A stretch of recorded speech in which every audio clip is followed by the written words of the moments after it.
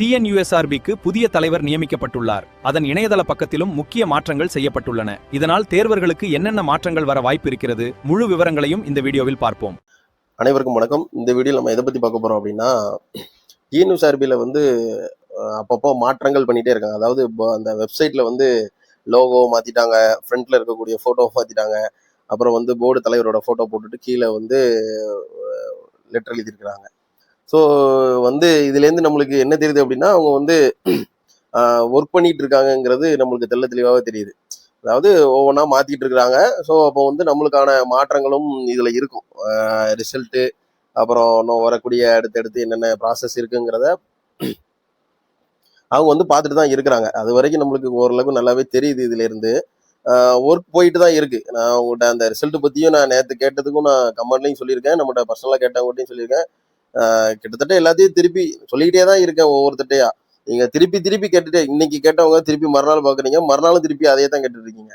என்னைக்கு கேட்டாலும் ஒரே பதில் தான், அது மாற்றமே இல்லை. சரிங்களா? அதாவது ரிசல்ட் வரப்போகுது, அது உண்மைதான், இல்லைன்னு சொல்லலை.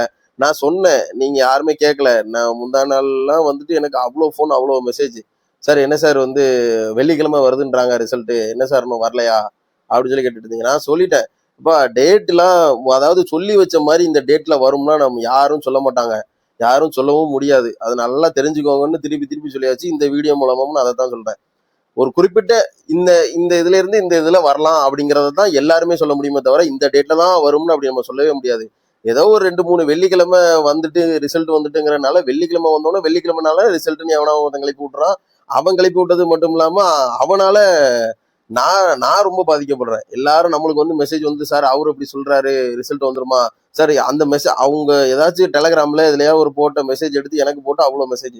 நான் சொல்லிட்டேன், திருப்பி நீங்க அதே கேள்வி கேட்டீங்கன்னா அதுல ஒண்ணுமே இல்லை. நான் என்ன சொன்னேன் அப்படின்னா, இந்த மந்த் எண்டு அந்த ஸ்டேஜ் கிட்ட கண்டிப்பா ரிசல்ட் வந்துடும் தான் நான் சொன்னேன். போர்ட்லையும் விசாரிச்ச வரைக்கும் என்ன சொல்றாங்கன்னா, எல்லாமே ஓரளவுக்கு ரெடி ஆயிட்டு அப்படிங்கிற மாதிரி தான் நம்மளுக்கும் தகவல். எஸ்ஐயுமே அப்படிதான் சொல்றாங்க. சரிங்களா? ஆனா என்ன, எப்போங்கிற டேட்டு மட்டும் இன்ன வரைக்கும் போர்டில் டிசைட் பண்ணாம தான் இருக்காங்க போல.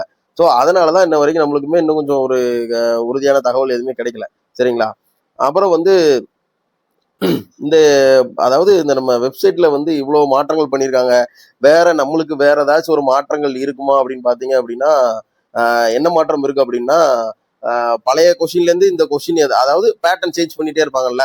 ஸோ இப்போ புது தலைவர், இப்போ மேடம் வந்து டிஜிபி சீமா அகர்வால் மேடம் இருக்கும்போது ஒரு பேட்டர்ன் இருந்துச்சு, அதுக்கு முன்னாடி ஒரு பேட்டர்ன் இருந்துச்சு. அவங்க வந்ததுக்கு அப்புறம் அடுத்து ஒரு பேட்டர்ன் மாறிச்சு.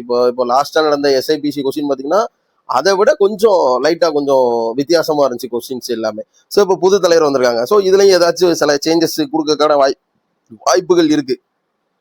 ஸோ நீங்க நல்லா நோட் பண்ணிட்டே வந்தீங்கன்னா, நீங்க எல்லா எக்ஸாமும் எடுத்து பாத்தீங்கன்னா ஜிகே மட்டும்தான் மாறும்.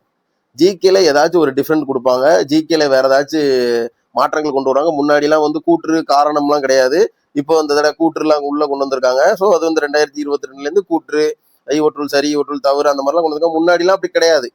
சரிங்களா? முன்னாடிலாம் வந்து பொறுத்துக்க மட்டும்தான் இருக்கும் மேக்சிமம் வந்து, அப்புறம் சூஸ் த பெஸ்ட் ஆன்சர் மட்டும் தான் இருக்கும். இப்போ அந்த பேட்டர்ல இருந்து அப்படியே ஒவ்வொரு வருஷமா அதை வந்து மாத்திட்டே வராங்க. ஸோ நம்மளுக்கு வந்து அடுத்து வந்து இந்த புது தலைவர் இருக்கிறதுனால கொஸ்டின் பேப்பர்ல சில சேஞ்சஸ் நம்ம வந்து கண்டிப்பா எதிர்பார்க்கலாம்.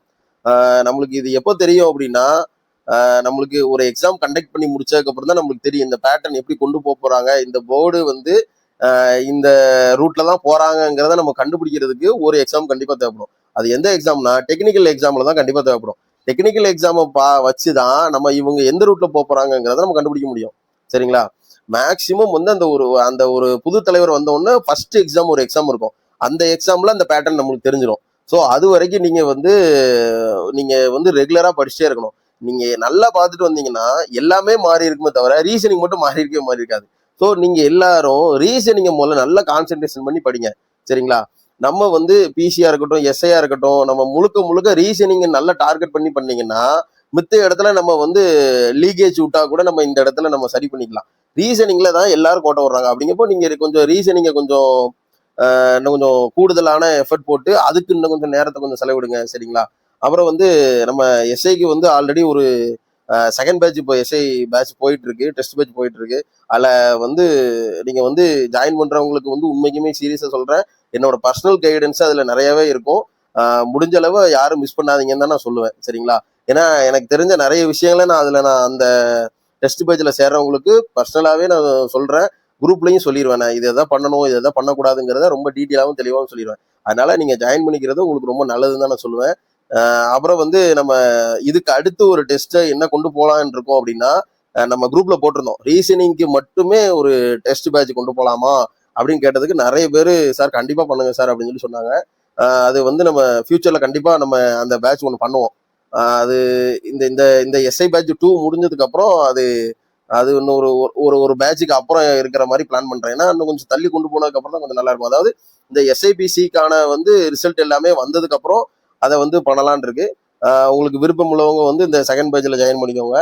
வேற எதுவும் உங்களுக்கு டவுட் அப்படின்னா எனக்கு வந்து மெசேஜ் பண்ணுங்க, கமெண்ட் பண்ணுங்க, லைக் பண்ணுங்க, ஷேர் பண்ணுங்க, சப்ஸ்கிரைப் பண்ணுங்க. தேங்க்யூ.